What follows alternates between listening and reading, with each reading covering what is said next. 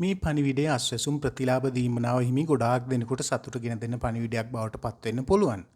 අස්වැසුම් ප්‍රතිලාභ දීමනාව පසුගිය මහින්ද රාජපක්ෂ පාලන සමයේදී ආරම්භ කළේ අඩු ආදායම්ලාභී පවුල්වල ජීවන තත්ත්වය ඉහළ නැංවීමේ අරමුණින්. නමුත් වර්තමාන ජාතික ජනබලවේග රජය යටතේත් එය අඛණ්ඩවම ක්‍රියාත්මක වනවා. පසුගිය මාසයේදී අස්වැසුම් ප්‍රතිලාභ දෙවන අදියරේ හිමිකම්ලාභීන්ටත් ගෙවීම් සිදු කිරීම ආරම්භ කරනු ලැබුවා. අස්වැසුම් පළමු අදියරේ ප්‍රතිලාභීන්ගේ ඔක්තෝබර් මාස ප්‍රතිලාභී දීමනාව අද දිනේදී ප්‍රතිලාභීන්ගේ බැංකු ගිණුමත බැර කිරීමට කටයුතු කරන බව සුබසාධක ප්‍රතිලාභ මණ්ඩලය පවසනවා.